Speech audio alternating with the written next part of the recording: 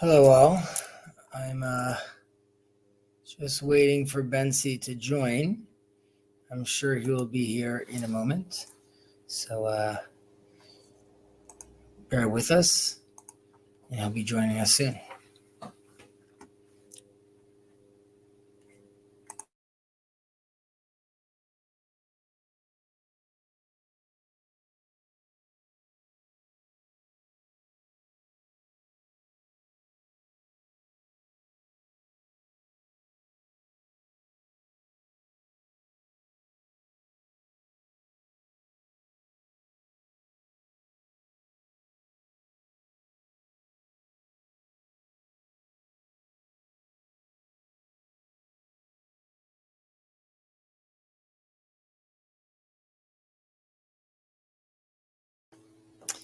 I see there was a small delay due to the clocks changing, the daylight saving in Israel. So bear with us a few more minutes.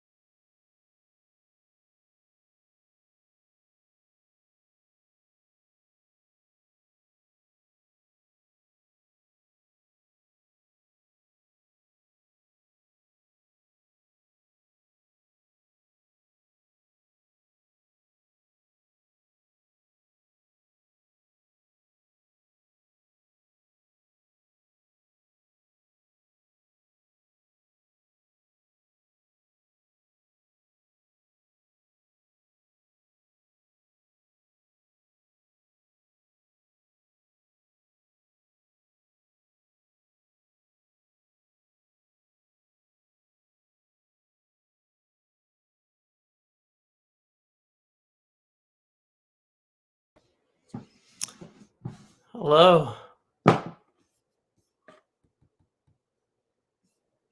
I think I can't hear you. Sorry. You're muted. I said, I realize now that we're not in sync because we changed, we manipulated time. We did manipulate time. Or on your end, time was manipulated. On our end, Here, on our not end. yet.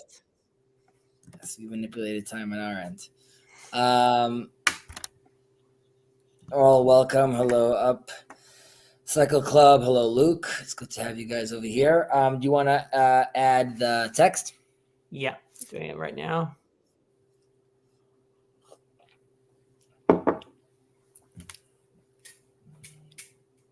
I recommend everyone taking a look at Grail Country specifically. Luke has been posting some very, very interesting live streams about very relevant topics. So all are welcome to take a look. You had a good week, sir? Yeah, I did. It was good. The weekend was nice. Yeah. I don't know if I'm sure you heard the news about they rescued one of the captives.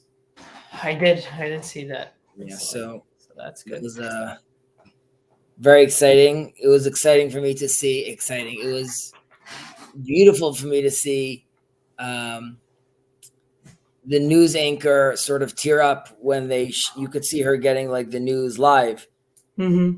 She like yells at the screen, but like really she's yelling at the back office, being like, make sure this is like authentic. Like, I don't want to be saying this again.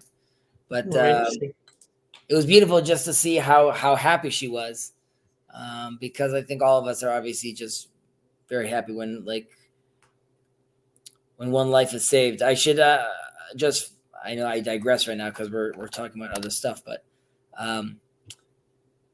the amount of care that is given to a Jewish to the deceased is really remarkable.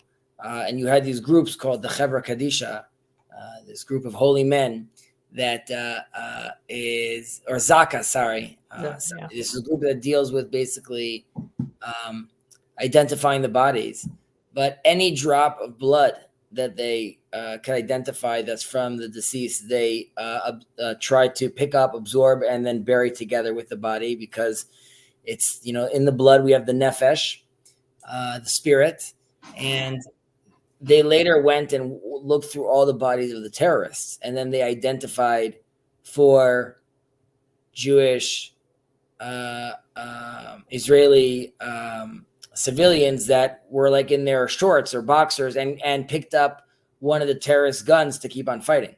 But they went there to keep on looking to make sure that everybody could be accounted for, because the ramifications for her, this deceased wife, and we really definitely see ourselves as other families. So even in this horrible moment of really trying to identify the body, there as well is there's a tremendous amount of care for the deceased as well, because we very much still see them as a part of us. Yeah. So may we only hear better news on that front, and relief, obviously, to the innocents in Gaza. And may this learning, this studying, be to their merit. All right, let's take it away. We are third chapter, the 11th section over here. Okay. Rabbi Elazar Hamudai Omer, המחלל את הקודשים, והמבזה את המועדות, והמלבין פני חברו ברבים, והמפר בריתו של אברהם אבינו, והמגלה פנים בתורה שלו כהלכה, אף על פי שיש בידו תורה ומעשים טובים, אין לו חלק לעולם הבא. All right, so Rabbi Eliezer of Modi'in, I hear they give us the translation already, okay? Let's say, one who profanes the Kedoshim, the holy things. Here it's constructed for the service of God in the Holy Temple. They just have these add-ons in English. degrades the festivals, humiliates his in public, abrogates the covenant of our father Abraham, i.e., circumcision, or who interprets the Torah contrary to its true intent. Although he may possess Torah knowledge and good deeds, he has no share in the world. So again, we have these intense statements at the end of these sections. So, like we just said, Rabbi Eliezer is from Modi'in. Modi'in is a place that exists still today in Israel. It's around like half an hour from Jerusalem, roughly towards between Jerusalem and Tel Aviv, if people must know. It was a known town during the Second Temple. He is also part of the Yavne crew and YBZ, Yochanan Ben Zakkai. He's still part of that whole milieu. He was Rabbi Gamliel is a very, very big fan of his, and would, even though it was at a higher stature, would always go and seek out his opinion. He was interested in his opinion, and there's a theory that he was Bar Kochva, the famous Bar Kochva's uncle, and ultimately he gets killed by Bar Kochva due to fake news, so to speak. There's someone makes up a story about him, and it comes to his nephew's ear, and they think he's spying. They think he's ratting him out to the government. Either way, he gets killed. So that's, I guess, in general, some context of his. And there's there's a street named after him, which is a minute away from my current location. So it all comes full circle. So we say over here, HaMechalel et HaKedoshim, right? So we have someone that is profanes the Kedoshim. So there, Kedoshim, just in general, there's korbanot. There's things that that are sacrificed at the temple. And there's kodshim, are things that we haven't sacrificed yet. They're put aside and they're prepared to be used later on, and they're already considered holy. So there's an interpretation on the surface level that we're talking about just mistreating the animal itself, basically, like you're being cruel to this actual animal that you're bringing to the temple. Not taking the whole service in general seriously of bringing sacrifices to the temple. There's like a technical interpretation, which is once you have these kodshim, there's a certain period of time once it's sacrificed that it needs to be eaten. The certain portion of meat that you could take home with your family, it needs to be eaten in a certain time. And you lingering or dilly-dallying on that is showing that you're not taking the process seriously.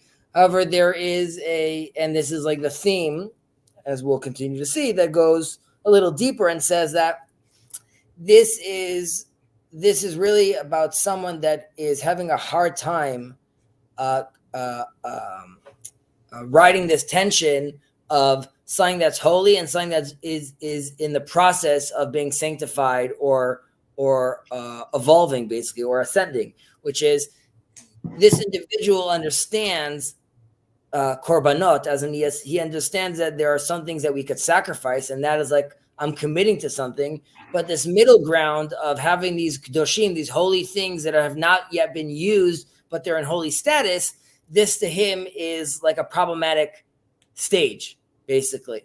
And the preparation of these sacrifices, very much like the preparation of oneself, like in his day-to-day life, like when you're preparing to even do a good deed, or you're in the process of change.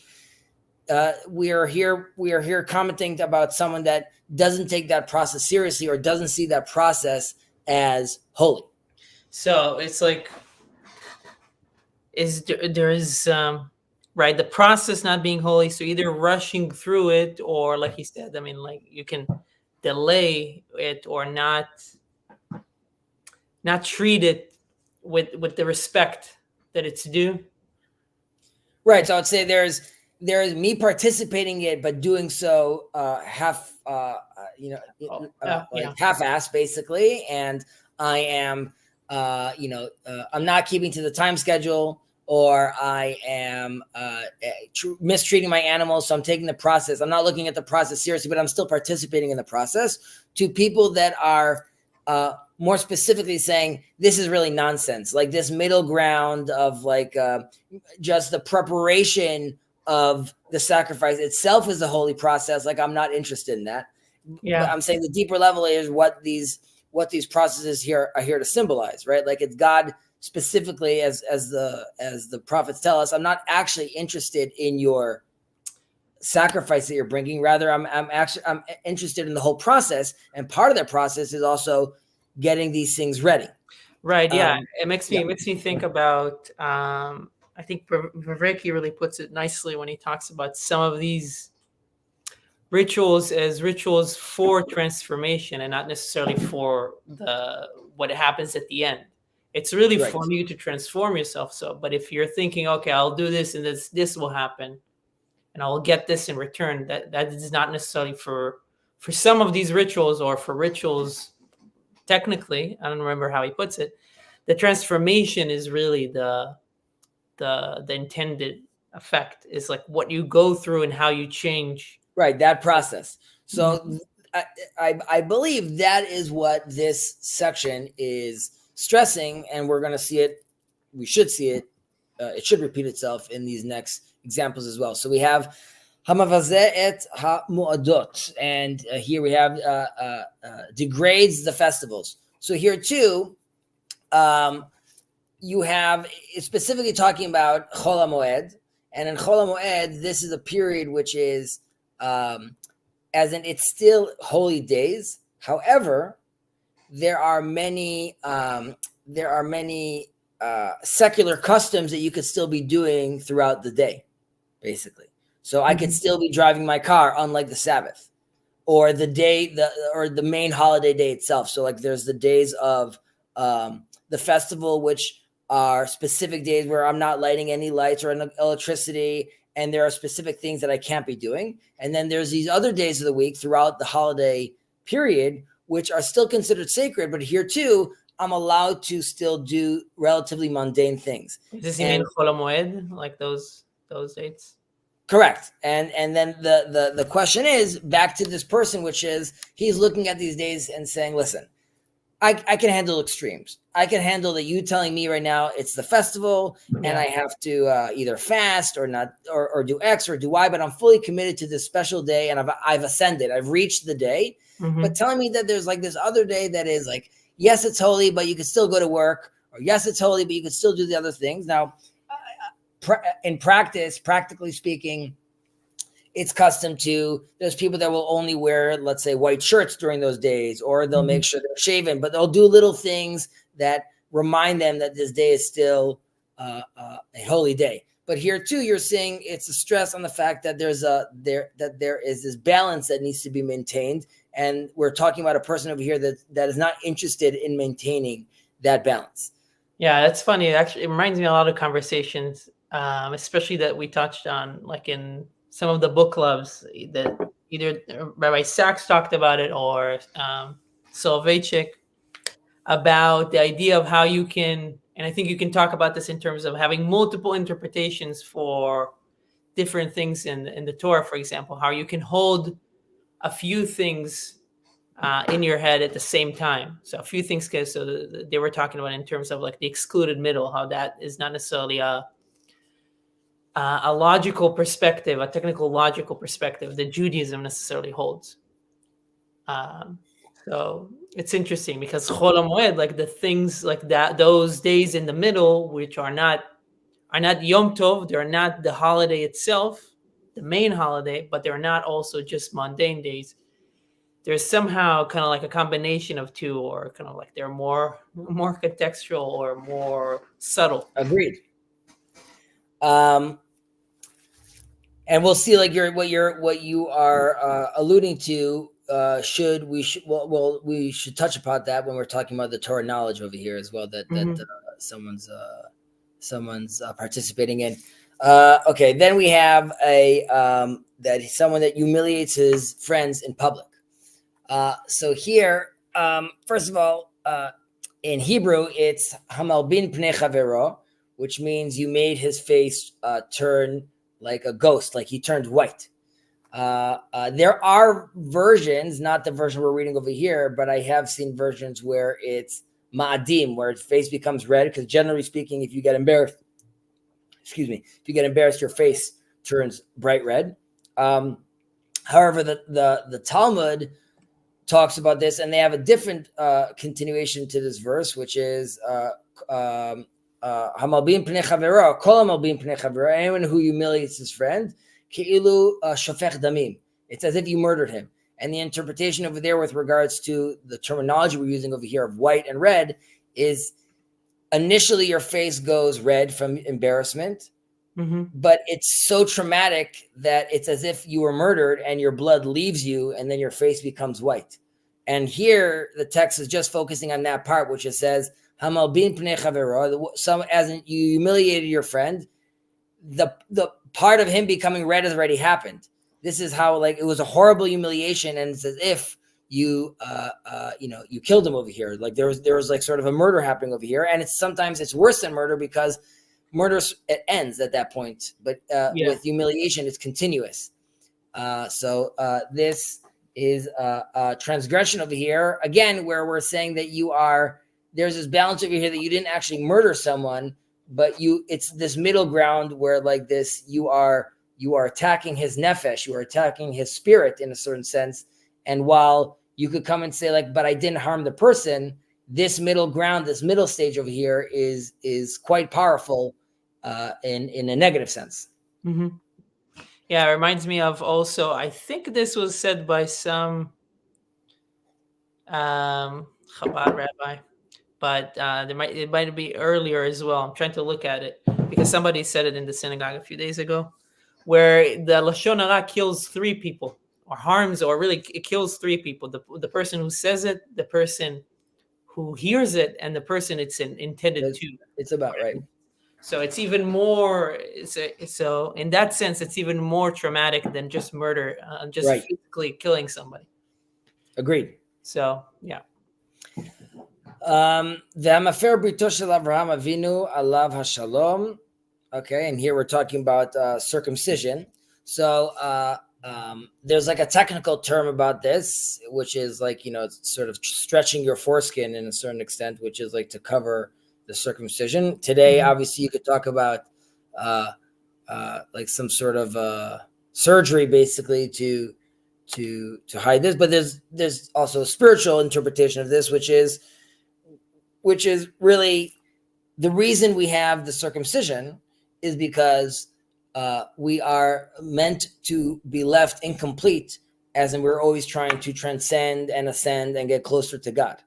And this is, and we are created imperfectly, so there's room for us to perfect ourselves in a certain sense. And here too, that is all of that. The mark of the circumcision itself is letting you know that you are constantly in that balance and in that movement towards perfecting one yourself. But you're never at that point, like we said earlier. The focus is not the sacrifice, and the focus is not the Yom Tov, the holy day itself, or the fact that, let's say, you'll one day get back to being like uncircumcised. Rather, it's the process of always trying to get closer and recognizing that in between is where a lot of the work is happening. Right. Yeah, I don't know how common that was at the time, that they felt like it was necessary to talk about this. Well, wasn't it common, like, let's say at that time, where people, if it's in Roman times, I guess, then you would have public baths. People will walk around nude most of the time. Right. So if you want to be part of that community, then, and you don't want to be ostracized, then you probably need to do something. So there's an interpretation that this whole section 11 is really in reference to the Christians specifically. And that's why it also ends with saying that even if they do good deeds, but the idea was that they don't take the festival seriously anymore, and they're against the circumcision. So all this was just like sort of specifically aimed at them. However, that's not really the interpretation I'm driving with. Okay, v'hamegale panim b'Torah shelo kehalacha. And we're saying over here, he who interprets the Torah contrary to its true intent. Okay, and here too we have this is just English translation, but we have also the panim, the face of the Torah itself. Mm-hmm. So there's the basic understanding, which is one that's making like a mockery of the Torah.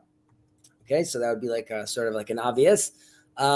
There's misusing verses, as in you're going to take a verse that could sound, even though it's not relevant for the case you're making, and you're just going to stick it in over here, and you know better, obviously, and you're misusing the verses.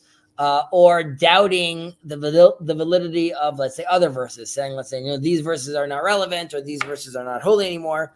There's a sense of which is like publicly embarrassing or shaming like the Torah representatives. So like the rabbis, the leaders of the time, right? Mm-hmm. So that's like, this is just like a different like interpretation of that. But and continuing with the trend we were talking about earlier, and like you alluded to earlier on, this is really dealing with and here it has to do with the panim in Hebrew and the 70 faces of the Torah, which is if you are deciding to take the Torah, which is as we've learned and as we know, it's clearly something that's supposed to be done both spiritually and intellectually, but also embodied as well. Right. But if you think it's one or the other and you can disconnect them, and again, the body is let's say focusing more on the part of like the process, right? As in the spiritual, I'm already there, but I still need to eat and I need to pray and I need blessings. So that's all of that in between space. So that is extremely important. And the fact that we are being called to be able to hold and spin a few discs simultaneously. Mm-hmm. Where you are taking different interpretations and different vantage points, basically, and trying to balance them together instead of just deciding that there's like one specific interpretation that you should be focusing on. So, and we conclude this with saying, and even though, because we just said this guy, the Joe Schmo, was pro sacrifices, he wasn't in the middle thing, and he was pro the main holidays, but not so. This guy might have good deeds, right? Mm-hmm. And we're talking about a guy that's like, he actually really tries. He's a good dude. Nevertheless, we say that he still doesn't have a share in the world to come. And putting aside the Christian answer we gave over here earlier, there's the sense over here that ultimately all this stems into a lack of belief in God. And that's why it throws him back into the heretic rubric, which we said earlier, doesn't share a world in the world to come. Because if you believe that God is not interested in this balance, or he doesn't, or that this in between space is not also divine, then there's clearly there's a big lack in your belief and understanding of your relationship with God. And as we spoke about many times, there's ben adam lamakom, ben adam la'atzmo, and ben adam l'chavaro, a man to God, and a man to his fellow man, and a man to himself. And here as well, we see that it's the man that's mocking his fellow friend, and it's the man that's not taking the commandments between him and God seriously. And then even with himself and the circumcision, it's not seeing himself that way as well. So this person has transgressed on multiple levels in a really fundamental level, and that's why the phrase over here in the end that he has no share in the world to come, or the verdict, seemingly is fitting. Mm-hmm. Yeah, it's like you might have said it, but I'm just repeating for myself, like the mefazeh, like when you embarrass somebody in public. So that could mean that you don't, again, you think there is this separation between, okay, what do I do with God? Like I can satisfy God with all the, if I do all the rituals, if I do all those practices, but it doesn't really matter for this world. Right. And then with the covenant of Abraham, circumcision, it's like, it's this sacrifice that you have to make that is really kind of like requires a lot of faith, because it's really between something you needing to make a sacrifice here in this world for this something, like you mentioned, it's like this spiritual bond between you and God. So it's also, it fits kind of like what in my mind fits to what you said in terms of lack of faith, deep, like bitachon. Yeah. very, very unsecure and uncertain with your decision on that end. Correct. Could obviously be very, very discombobulating. All right. We continue. Let's continue. Do you mind scrolling down a little? Yeah, if I find the window, I will. I will do that. All right. Let's see. Here we go. Rabbi Yishmael. It's very sad. It's very sad that this name, Yishmael, it never really made it very far in the Jewish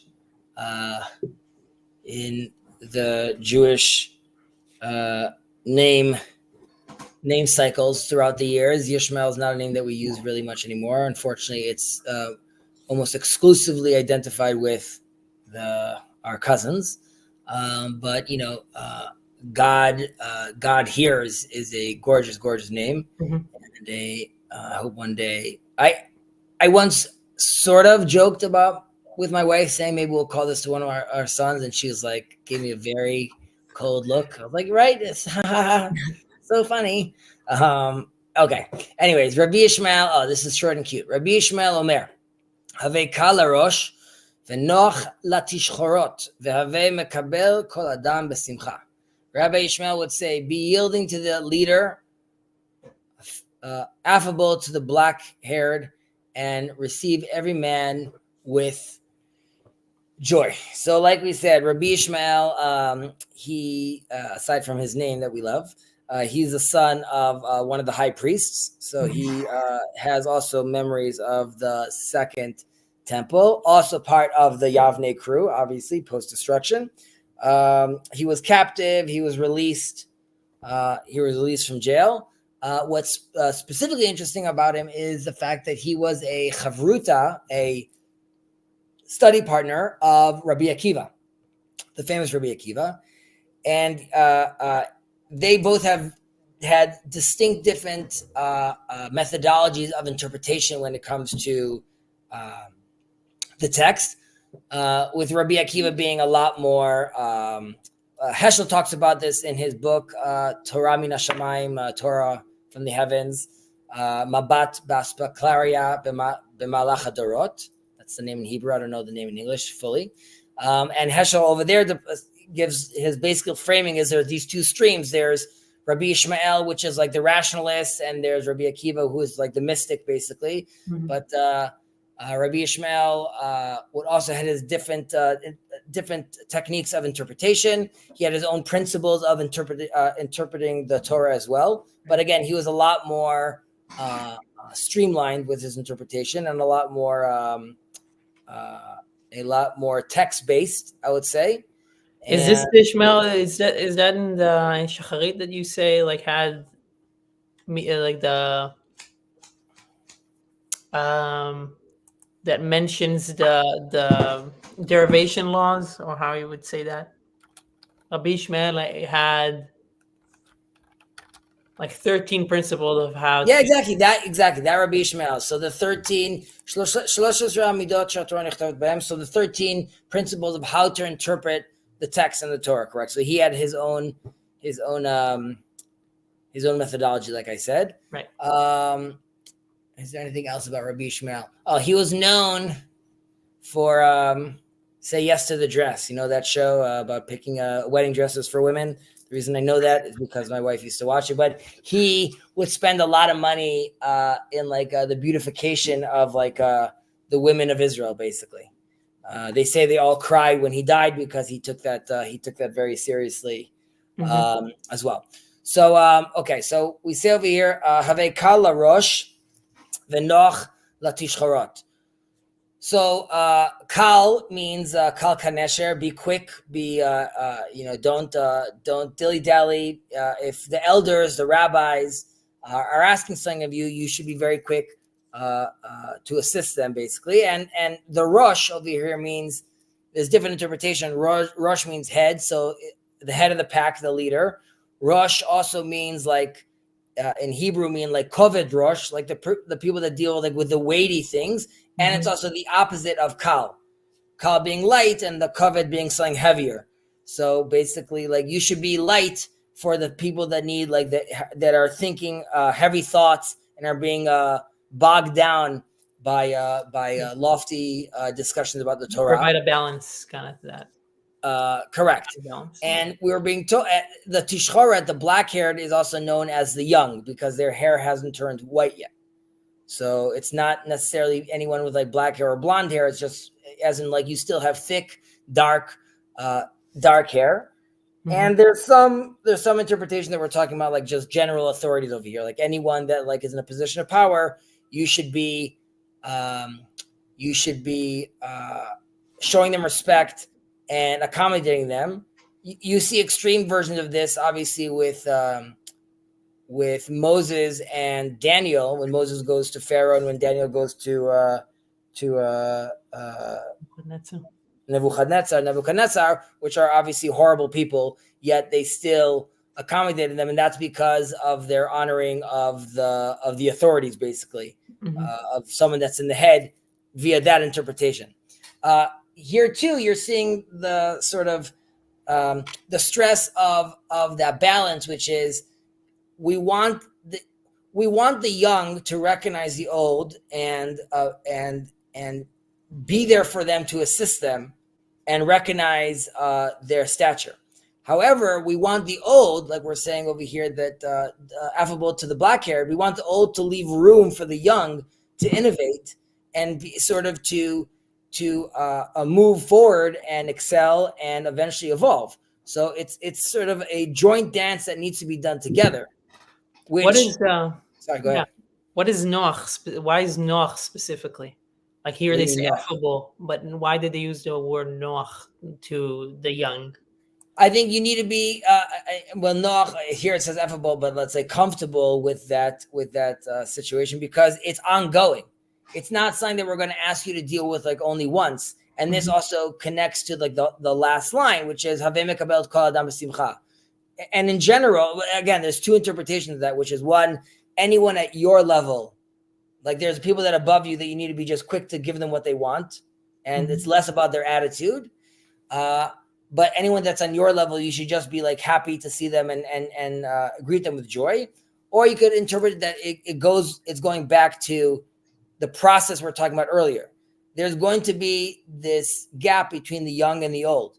And to have that changing of the guards and to have that relationship, it requires the young recognize the old leaves space for the young, and all of it has to be happening through joy.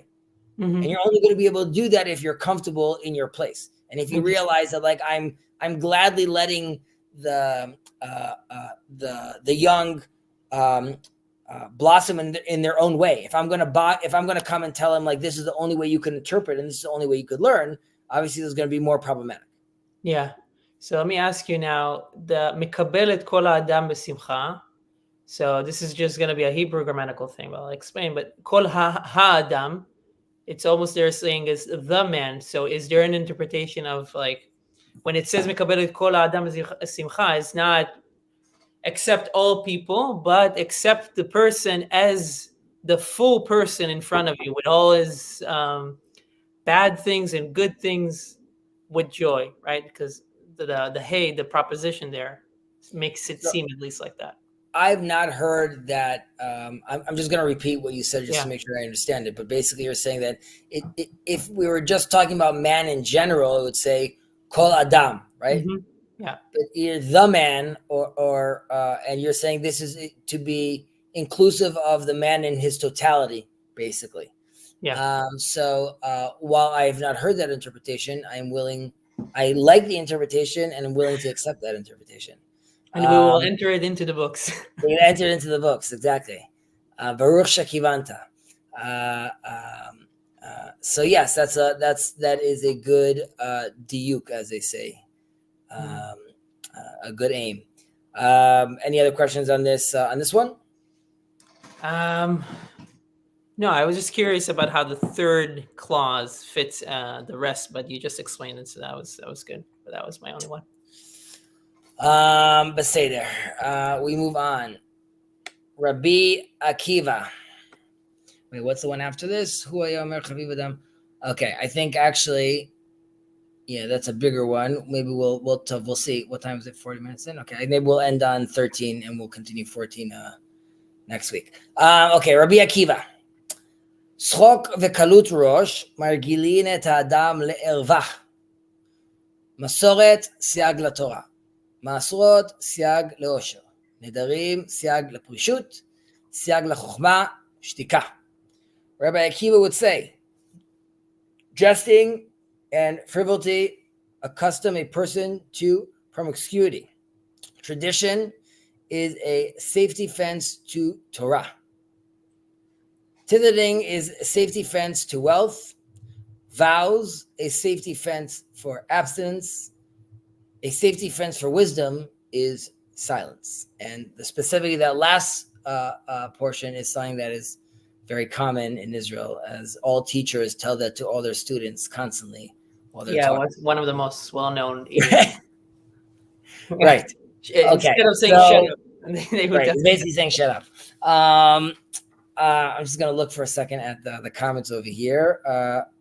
Andrew, nice to see you that you're here, if you're still here. I did have our haircuts, if that's what he's referring to. And hey, what's up? Yason, Jason, it's good to see you too, sir. Okay, so Rabbi Akiva, for those who are watching, so Rabbi Akiva. I think there was one question there. If you yeah, 1 second. I missed that. Is the line by yielding to a leader associated with Proverbs 24:21? We'll have to open that up and check. Let me see. I don't know if we have the same. Mishlei. What number did he say? 24:21. 24:21. Kaf.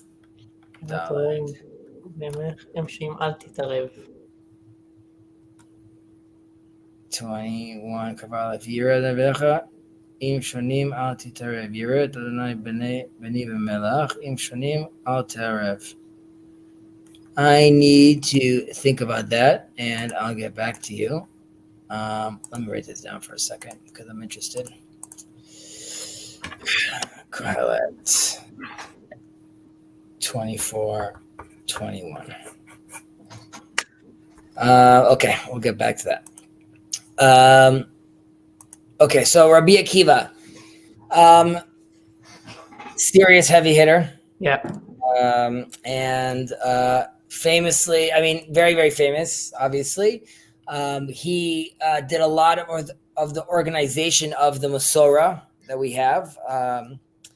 And he was known, like I said earlier, his chavruta, his study partner was Rav Yishmael. He had a very unique and robust methodology, interpretation methodology, and he was known to interpret the crowns on letters. Some give that specifically as in the way the letter is built, its shape itself had deep meaning. Some say that meaning the crowns, meaning that he would interpret the essence, the base of the letter itself, as in the crown being like its glory of each word, and each letter has its most glorious interpretation. He was one of the four who entered the Pardes, the Kabbalistic worlds of secret and holy wisdom. And one died, one went crazy, one became a heretic, and he went in peace and comes out in peace. It's famous. He warns his friends what they're gonna see, and what they should be very careful with their assumptions and what they interpret. So that was a very famous story of his. Due to his foresight and his very vast and flexible interpretation talents, I don't know if I want to say flexible, just is very deep and wide wide-ranging understanding and interpretation of the Torah allowed him, at a very famous story, when he was walking with his friends and they saw the destruction of the temple, and they see a fox walking through the Holy of Holies, and his friends start crying, and he's laughing, and they're saying, "How can you be laughing?" He says, "Well, up until now, I wasn't sure that the words of the prophet will come true about the destruction. But now that I see that the destruction came through, I also know that the eventual redemption will also come," basically. So he was very much like silver lining. And, I think that kind of delving into the essence of things allows you in many cases to see the light, even though times could be extremely dark. So may his foresight and wisdom, be with us today as well. So, any questions about Rabbi Akiva, or moving on? Rabbi Akiva is the person who married. So he has is he the person that has a very famous story that he married a woman and she convinced him to go to yeshiva, and is he a convert or he just didn't know? Right. So he comes from a very, very simple background. He didn't know how to read. He didn't know how to write. And the story goes that he works for this very, very rich man, Kalba Savua, and he loves his daughter. They fall in love, but she says, "I want you to go study." There's a story where he says, "I can't study. I've been learning and nothing's going in my head." And she shows him like a stone, and she says, like, "Look how water falls on this." And after like a long time, eventually the water makes its indentation into the stone. Like, don't worry, like eventually it's going to it's going to influence you. But he goes and he studies, and then he comes back and he hears from the side of the window after like 12 years that he's gone, she hears his wife say, "I would be happy if he studied for another 12 years. Like, I'm so into him doing this." And he goes back and studies for another 12 years, and he comes back, and then he has all these students, and he's the famous Rabbi Akiva, and his daughter and his wife comes out to meet him, but the students stop her because she's like, "Who are you? Some random lady coming to Rabbi Akiva?" He's like, "No." And he says, "Sheliva shelachem shelahi," as in anything that you learned or anything that I learned, really, it's all due to her, and she owns it all. And he gives her this beautiful golden pendant that we don't know how it looks like, but it's called Jerusalem of Gold, Yerushalayim Shel Zahav. That's like where we also get that name from. I have read interpretations. Jacob is not going to like this, so I'm sorry, Jacob. But there are parallels between Jacob, the patriarch, and Rabbi Akiva. So Rabbi Akiva is in some places called Ukba, and Jacob is called Ukba. And Jacob marries Rachel, and Rabbi Akiva marries a woman named Rachel.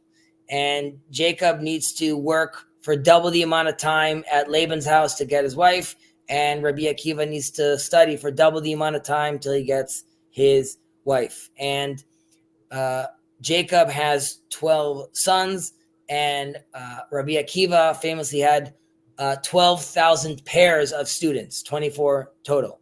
And all his students die because of called sinat chinam, as in hate between themselves for no reason, for no good reason. And this obviously was a big issue with the brothers, with Joseph, with all their infighting as well. So does that mean Rabbi Akiva was not a real person? I don't think it means that. I think we have Rabbi Akiva, that we have Jacob, which is the father of the nation of Israel, and we have Rabbi Akiva that in many sense at that time was the father of the Torah of Israel. So I think there was some pattern placements, but perhaps it's all fractal, and we just see this repeating itself again and again. But so that's the Rabbi Akiva person. But again, Jacob may disagree with my interpretation, my comparative interpretation over there.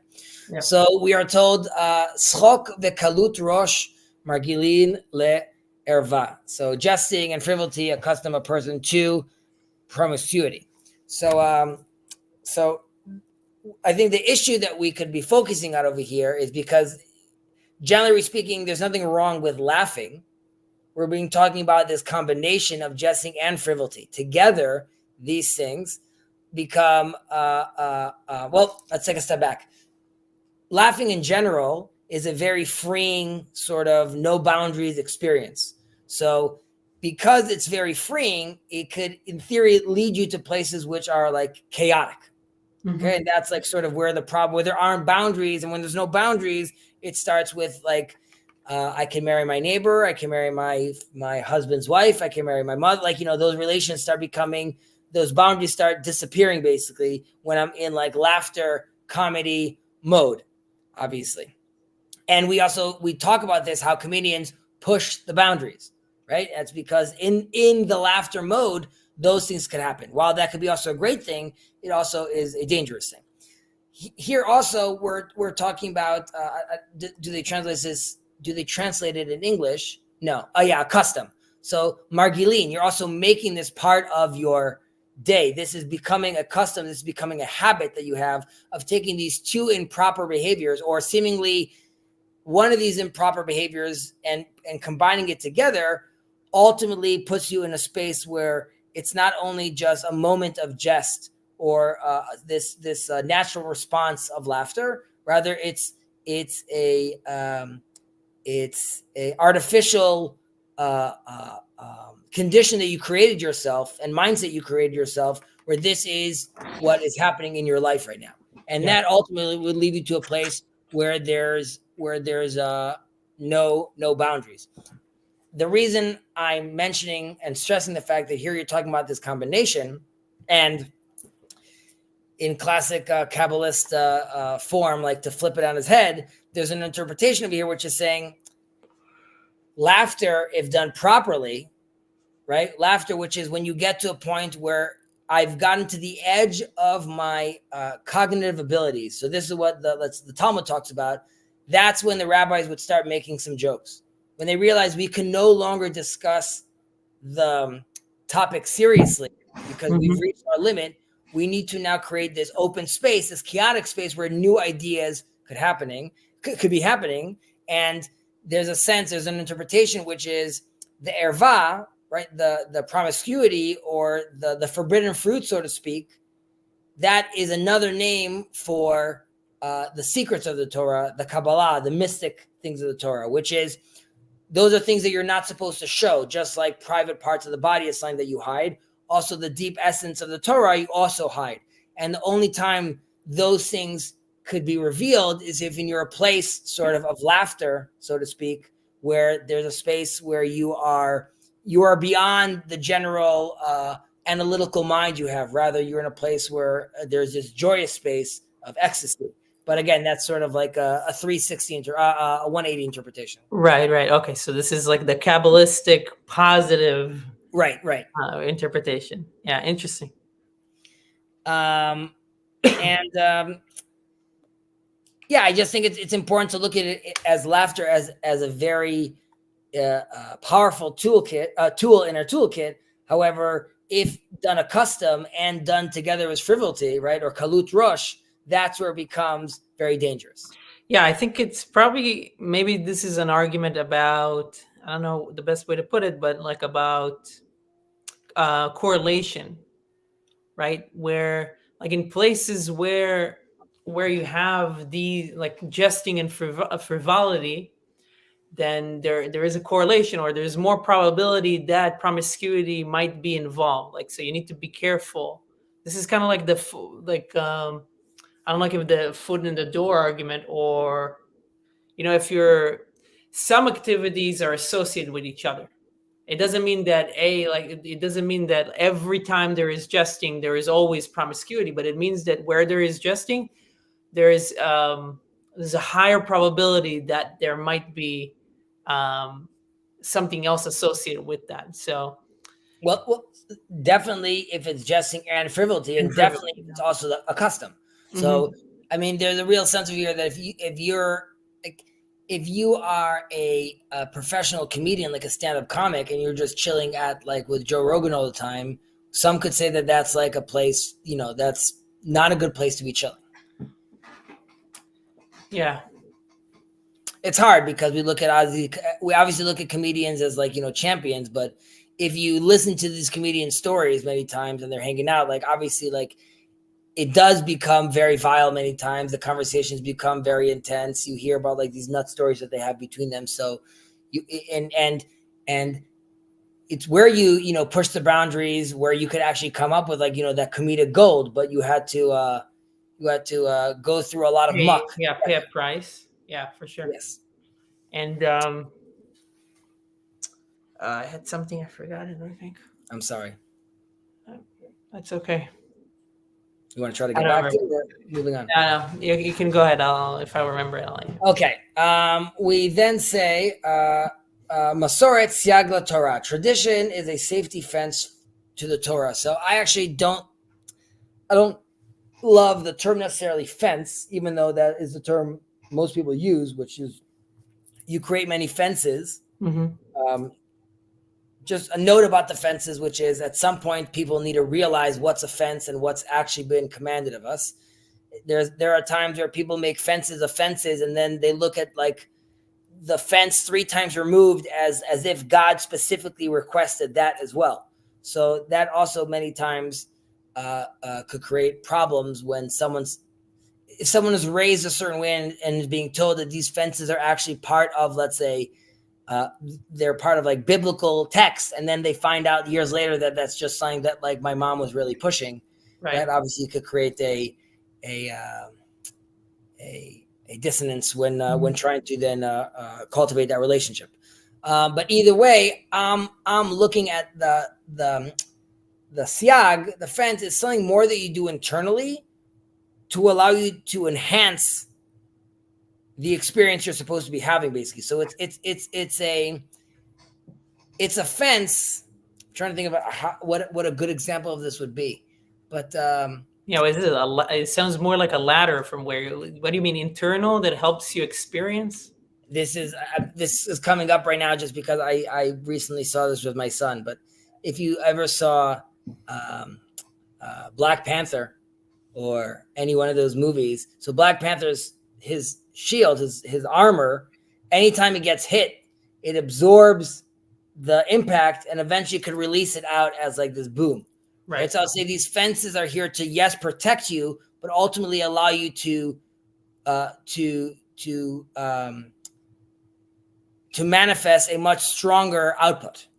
Sounds a little bit like I think Taleb has this idea, and Nassim Taleb has this idea of robustness, like a human, like a bone. A bone doesn't only, like if you hit it, if you hit it too hard, it breaks. But if you hit it just right, in the right power and in consistency, it becomes stronger. So it's robust. It's not fragile or strong. I don't remember. So there's something called Newtonian fluid, and it's a fluid, but if you hit it, it immediately becomes extremely, extremely like a solid, basically. Mm-hmm. So that would be like another example of that. So when we're talking about tradition is the safety fence of the Torah. So what are we talking about tradition over here? So one is the dikduk. The Masorah is also known as not only the tradition, but there's a specific tradition of how to read the verses of the Bible, the proper punctuation, the proper wording. And this gives like the whole frame towards the Bible. So like that one is just like on a very basic sense, like the actual skill of knowing and discerning with the proper interpretations and punctuations of the text. And that's why it's very much like you learn according to your rabbi, because you have to make sure that goes down in tradition. There's another interpretation that talks about the oral Torah, right? The oral Torah, which is part of the tradition of the written Torah, is its safety, right? They go hand in hand, and you always have to be studying these things together. Now, this is something that we mentioned like earlier, which is because there's the 70 facets or the 70 faces of the Torah, one could in theory go astray because there's so many options, right? Like I'm at this smorgasbord right now of options of Judaism, and I could pick and choose very quickly. You could find yourself off the reservation. So the idea is that like if you are going to swim in this sea of multiplicity, you still have to have the tradition which anchors you back down to some sort of unity, to some sort of baseline, because otherwise you could find yourself being lost. So we're embracing the options, but we want to make sure that you're tethered properly. Right, holding a perspective, holding a consistent perspective. Yeah. Right. So that's, I think, so allowing someone to like helping a person maintain like a fence, you're actually allowing him to like enhance like his actions themselves. Mm-hmm. So like if you want to be studying Torah properly, you need to maintain this tradition fence, basically. Yeah. I guess my point is to stress that we're not just keeping things out. Rather, we're building ourselves a framework and borders just because we want to orient ourselves. The border is not necessarily to keep the neighbor out, rather for me to know my position properly.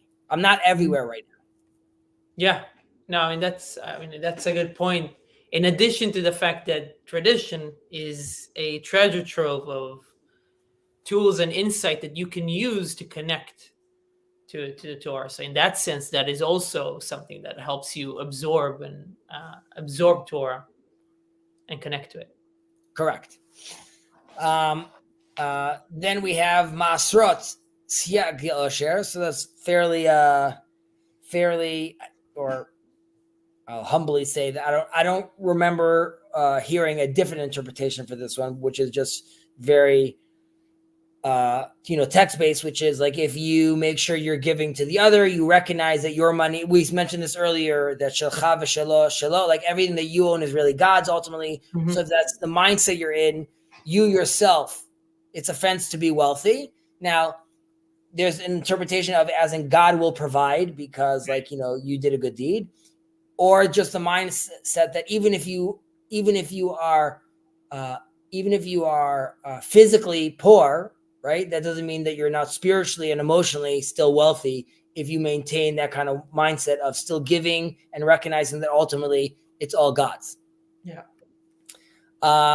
Here too, which is like sort of enhancing and creating a framework, which is nedarim strag la prishut. So vows are safety for abstinence. So in theory, taking a vow, right, or saying going cold turkey from something, is a good tool to break a habit. However, deciding to go cold turkey and I'm never having this again is again like it's going too far in a certain sense. And that's why the Torah comes and says we have the laws of vows.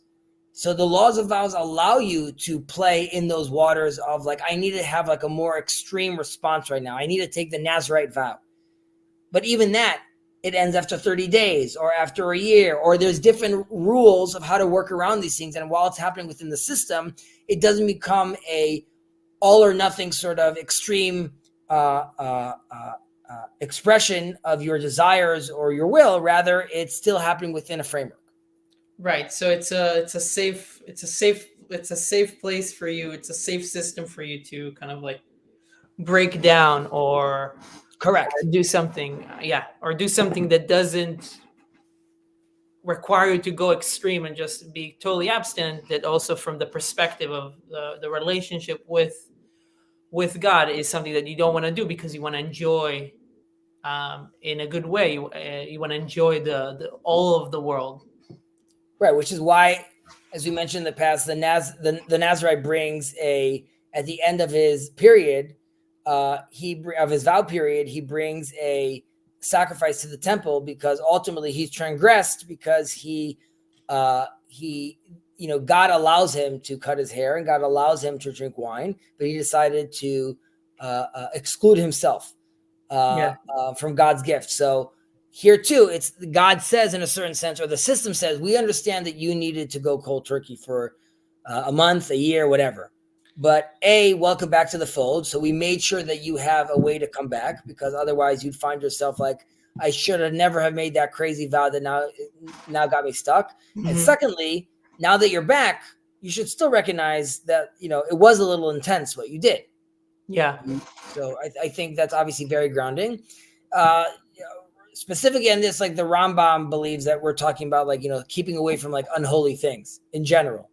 Mm-hmm. So that was just his like interpretation. And I don't know if it's not Maimonides, but there's an interpretation that we're talking about misusing God's name, saying God's name in vain, basically, which is what this was talking about. Which has to do with Shema Mefarash, the Tetragrammaton, which is Perush, Prishut. So they're playing with that as well. And our last one is a safety fence for wisdom is silence. So continuing with the trend we just said earlier, and in the earlier section beforehand about creating this balance, here too, it's not a fence, which is like you should make sure you're keeping silence out, or we're going to bring wisdom in if you're silent, basically, but rather that if you talk too much, you might have a misconception that the things you're actually saying are true, right? That's all you're hearing, basically, and you're sort of locked into your own patterns and your own your own set of the things that you're going to run with, basically, on automatic. But there's another sense, like you were mentioning, which is if we were saying about like laughter is another point where you could like reach higher heights. Mm-hmm. Silence is, in a certain sense, like it's like your body is letting you know that there's a conflict that you still haven't experienced necessarily, and you don't really know what to say at that moment. And people have a hard time being in that quiet. And this also relates to waking up in the middle of the night or walking alone in the street. Like we said, like those are the moments not to pick up your phone and not to doom scroll. Rather, that's the moment to like zone in and be like, I want to be present. I want to be introspective. So here too, there's a moment where like you were caught, someone said something and like you don't know what to say, or they have something that like it stumped you. Yeah. We have a knee-jerk reaction to still say something or express ourselves, but rather if we're quiet, that's the moment where you could actually reach, those are the building blocks of new code being written in that silence. And then you could actually emerge with a new idea. There's obviously the idea that other people are talking, be quiet so you could hear what they're saying, mm-hmm. and then respond back properly, obviously, when you hear those different vantage points as well. Yeah. The last thing on this, which is more of like a more anecdotal, is that there is an interpretation which is the safety fence for wisdom is silence. Wisdom being the secrets of the Torah, being Kabbalah, and the reason it's the secrets of the Torah. Well, it's obvious why it's the secrets of Torah, but there was a rabbi that was very upset that he heard people were talking about the Kabbalah on the streets. This is like in the 1700s, I believe. Mm-hmm. And when he means like people were talking, it was like two people, basically. But for him, this was like horrible that like it reached that level because like, the secrets are out, sort of. Right. However, Rabbi Cook believed that now is the time, 100 years ago is the time where there's no more like we could no longer be silent about these things. Like that was a fence that we needed through the exile. But now when we're back in our land, it is time to only speak through the language of our Torah secrets because they're no longer secrets, basically. And obviously over the years, as mysticism made its way and all the different philosophies have matured. So Rav Kook is saying, like, we have our equivalent and we should be having this conversation now being discussed out in the open, mm-hmm. Which, like Seekers of Unity and then many channels like in this little corner that we see, obviously, I believe all those conversations are extremely healthy. Yeah, I agree. I'm just going to go read through a few more comments.